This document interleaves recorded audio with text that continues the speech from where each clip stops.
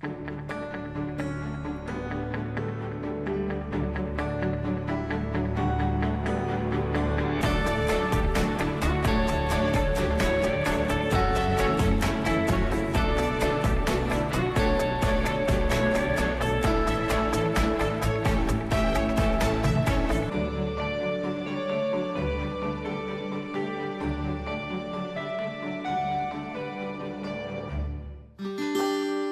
time in the stillness of night to listen to the whispers of God. He will show you the way.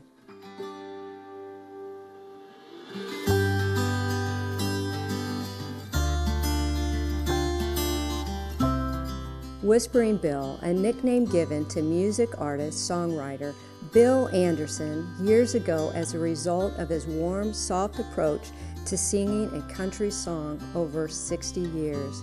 He has captured the attention of millions of country music fans around the world en route to becoming a member of the Country Music Hall of Fame, the Grand Ole Opry, Nashville Songwriters Hall of Fame, and one of the most popular, most endearing entertainers of our time. This is his story. This is today's Nashville. This is Faith. Whispering Bill Anderson. I have been wanting you on my show for so long, but you are so busy. You're everywhere. I can't keep up with you.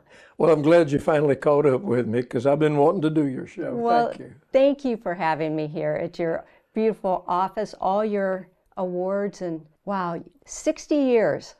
Have you been entertaining people? Doesn't seem like it. Seems like yesterday. Well, take me back to where it all started. Well, it all started in Columbia, South Carolina, where I was born. As far as getting into the entertainment business, it started in a little town called Commerce, Georgia, where I went to work as a disc jockey on a local radio station back in the late 1950s. And when I wasn't on the radio, I used to spend my time on top of the tallest building in Commerce, which was 3 stories high. It was a little hotel where I lived. And I used to go up on the roof of the hotel at night after I got off of the radio, and I'd take my guitar up there and I'd sit up there and strum and play. And one night I happened to write a song called City Lights up on top of that hotel. There were no city lights in Commerce. There were a couple of traffic lights and a flashing drugstore sign. And that was about it. Well, how old were you? I was 19. 19.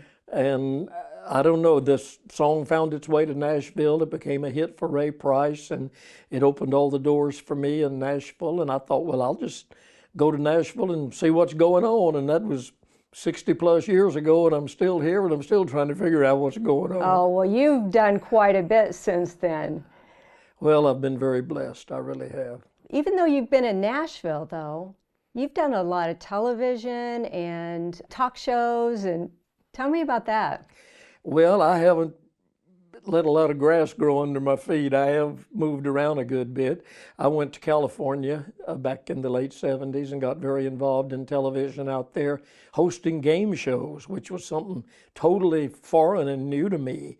And I found that I enjoyed it. I had a lot of fun doing it. And I would guest on a lot of the other game shows and things in California. If you look on the Game Show Network or the Buzzer Network, you'll see reruns of those old shows all the time. Every time they rerun one, I make $11. $11. No, I think it's up to 19 now. Well, I even read that you were on a soap opera. Is that right? My whole life's been a soap opera. Yeah, after the game show that I was hosting on ABC went off the air, they came to me and said that certainly wasn't my fault that the game show didn't continue. And soap operas were very popular in those days. They were some of the biggest rated shows on television. And they wove me into the storyline on a show called One Life to Live on ABC. I remember it. And I played the part of Bill Anderson, which was that was a real stretch. How long did you do that? Off and on for 3 years. 3 years. And we did that in New York, most of it, although we went on location. We went to Knoxville and did some. We came here. We actually filmed some One Life to Live segments at the Grand Ole Opry House. And it was an interesting experience. I enjoyed it. So you're out in Hollywood. Then you came back to Nashville. What happened after you got back? Well, they started a network here on cable television called TNN, the Nashville Network. And I hosted a game show there for 6 years called Fandango, and got very involved with TN. I look better on the radio, but I end up on television a whole lot. And then you got back into writing and your music? Yeah, I had really kind of I came to Nashville basically as a songwriter in the late 50s and early 60s. And that was kind of what I hung my hat on for a while. And then somebody said, well, why don't you record some of those songs? And I said, I thought you'd never ask. So I went down the artist pathway along with the songwriting pathway, and one door opened and just kind of led to another. And I've always been kind of curious what's behind door number one, door number two, door number three. And I've had a lot of wonderful, interesting experiences that I never started out to have. A lot of things just happened. Isn't that wonderful? Tell me how you got your nickname, Whispering Bill. I don't know. I guess I was blessed or cursed, as the case may be, with kind of a soft voice. And I started early in my career doing some songs where I would sing a little bit and talk a little bit. And a guy named Don Bowman was a comedian on a syndicated television show I was doing. And Don is the first one that hung me with the nickname of Whispering Bill, and it just kind of stuck. And really, I'll tell you, in the beginning, I kind of resented it. I thought, well, they're making fun of me. Mm-hmm. And then I realized that I had something a little bit different and unique. And I also realized that there's a million Bill Andersons in the world, but there's only one they call Whispering Bill. So it became an asset to me. In the beginning, I thought this is not good. And then I realized, as it kind of turned and time went by, I realized that it was good, and it gave me a unique handle. I didn't have to change my name to Conway Twitty. Well, you even wrote your autobiography, and isn't it called Whispering Bill Anderson? Or the first one. I've done 2 autobiographies. I've had such a busy life, we couldn't get it all into one. Yeah, the first one is called Whispering Bill, A Life of Triumph and Tragedy, I think was the subtitle. And then the other one was An Unprecedented Life in Country Music, Whispering Bill Anderson. And we do the whispering without the G, which I guess makes it a little more country, just whispering, apostrophe. Yeah. So the trials and triumphs. Can you tell me one of your trials that you've gone through? We got long enough? My trials have basically been in my personal life as opposed to my career. My career has been marvelous, and as I said, very, very blessed. I've had a couple of things in my personal life. My wife was very badly, critically injured in a head-on automobile wreck in 1984. And we didn't know for a couple of weeks whether she was even going to live. And she and I had a 6-year-old son at the time. And I had to kind of become mom and dad to him for a long time as she recovered. And she did. She didn't recover, as the doctor said. She rehabilitated and was able to get back and live a fairly normal life not too long after the accident. Well, a couple of years or so after the wreck. And then I've had a grandson who, from the time he was 6 years old, he's 18 at the moment, he was diagnosed with a very rare form of cancer. And that has been a very important part of my life, and a trial, and something that on the family side I've had to learn to live with and accept. Fortunately, the good news is after 12 years, for the first time a few months ago, they announced that he's in remission. Oh. So he's going to graduate from high school and hopefully go to college. He's picked out he wants to be an electrical engineer, bless his heart. Just glad he didn't want to be a guitar picker.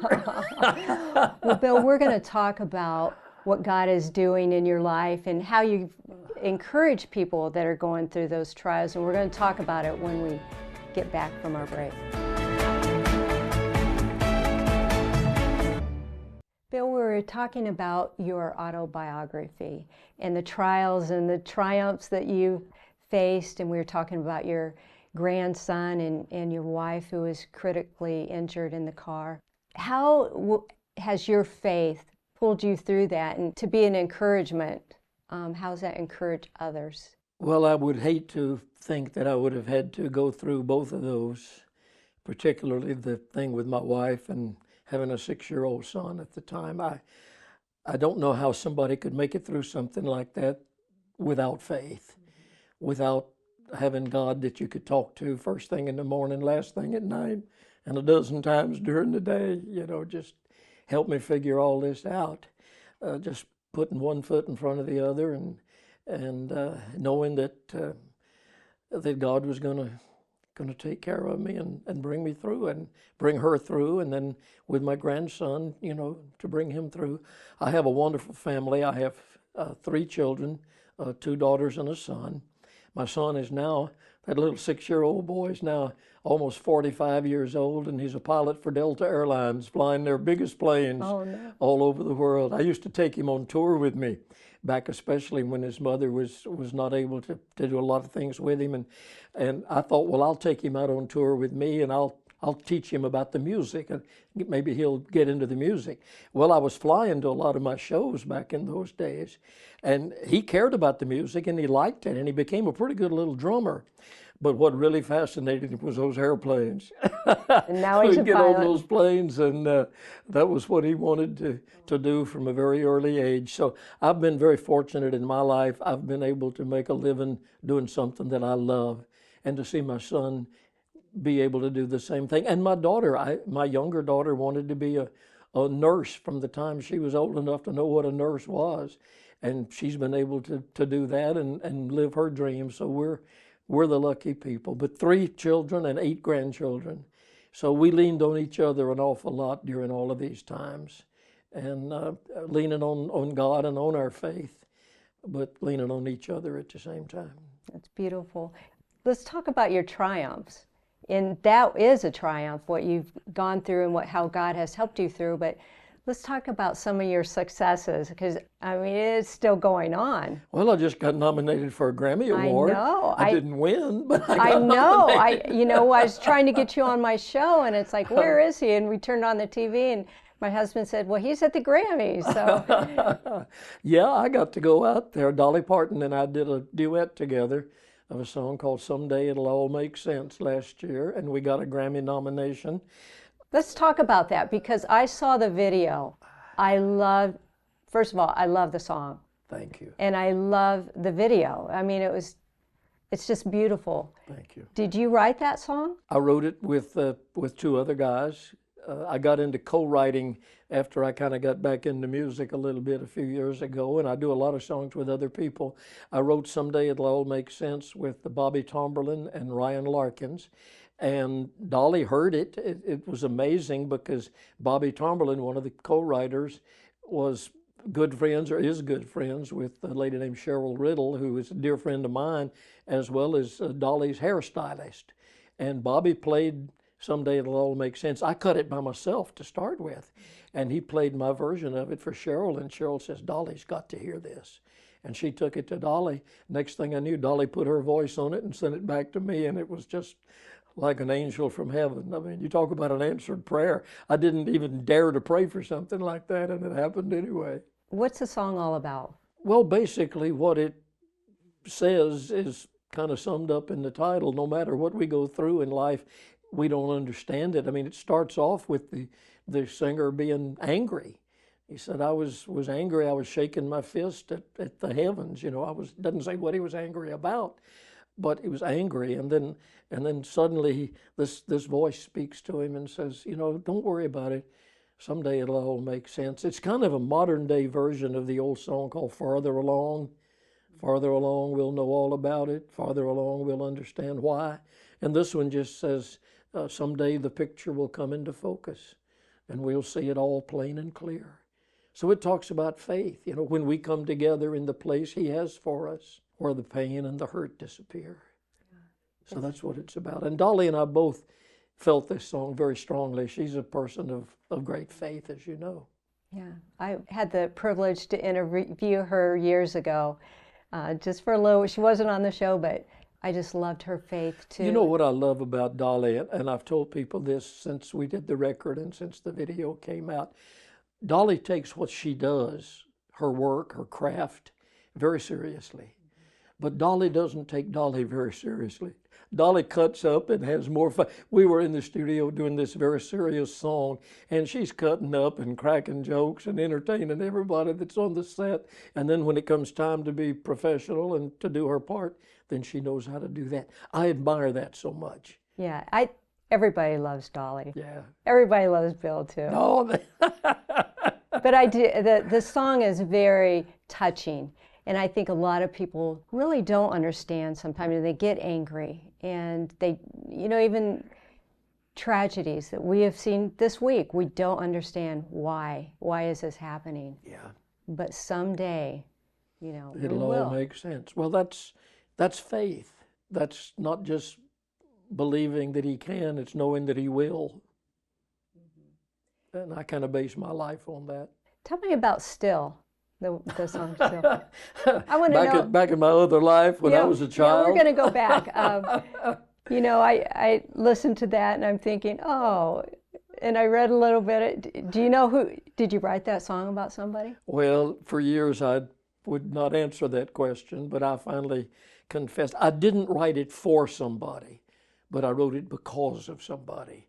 I ran into a lady, that when she was a girl and I was a boy, we dated some, and she ran off and married somebody else, and I ran into her again and saw her, and I didn't fall in love with her all over again or anything like that, but it brought back the memories, and the song was just based on the feeling. And I try to write songs not so much for what I'm feeling and what's personal to me as I do for the listener.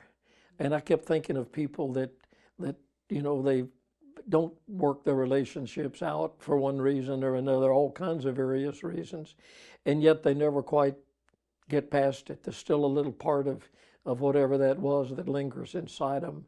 And I've had so many people tell me, the greatest compliment I think I can be paid as a songwriter is for somebody to say, "You must have written that song just for me." And I can't tell you how many people over the years have said, "You must have written Still just for me." And when somebody tells me that, that's about the greatest compliment I think I can be paid.